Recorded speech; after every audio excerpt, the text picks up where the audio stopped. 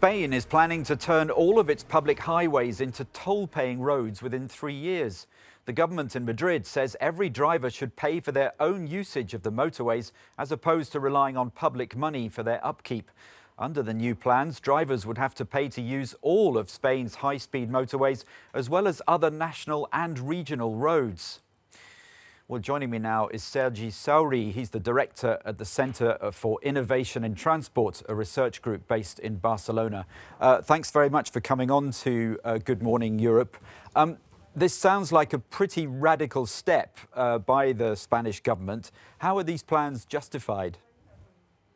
Well, it's a radical change, but it's something we're expecting for coming sooner or later, because at the end of the day, first, it's a European directive, so in some countries are already established this system. And also, in addition to that, and what is common in other European countries, all the money from the taxpayer are going to the maintenance, and this is increasing because a lot of the concessions we had in Spain are expiring soon or already expired, so it means like increasing the maintenance costs. So the possibilities for additional money for new investments are low. So this is no doubt would allow the government two things. First, more money for maintenance and new investments. In addition to that, additional money for doing another investments in the mobility sector.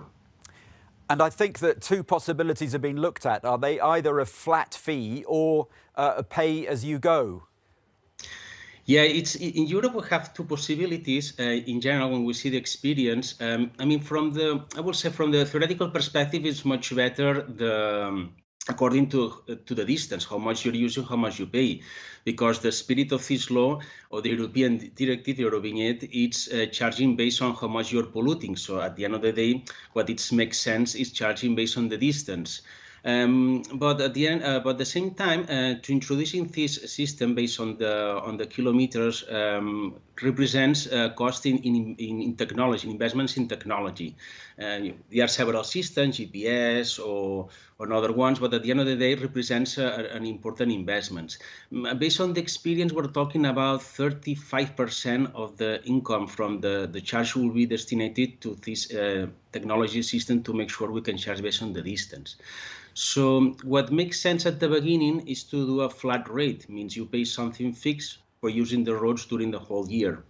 Is the Spanish government's reasoning here wrong? Because they want this money to repay the COVID European bailout, don't they? Whereas it really should be about the environment, but it's not the case. Well, it should be for the environment. The idea of this money is destined just for the maintenance, for investments. Part of the destination should be even because one part of the charge should be based about the externalities we're generating where we're driving. So in some way, part of this money should be used to introduce policies or transport policies to improve to make the transport more sustainable. So should be the destination of these funds. Is this the thin end of the wedge, and a Spanish driver is going to end up paying for virtually all roads, although perhaps not local ones? Is that just going to have two effects? One is going to push drivers onto local roads, and two, what about the scale of public opposition? We've seen what happened in France when a carbon tax brought the Gilets jaunes protest, and there's already a petition against it in Spain. Is the opposition just going to be too much? I'm guessing will be too much because it's an important change, especially from the transport sector, because usually transport sector in Spain, compared to another European country, it's a lot of companies, small companies, so the capacity to assume this cost or even to introduce this cost to the final clients is not so much, because you can picture a lot of companies competing among all of them. So I'm guessing the sector will make a strong opposition. People depends. In the areas of Spain that we have already concessions, this represents an improvement, because now we're paying every time you're using the road. You move from this system to a system where you pay something flat and you can use the road how much you want.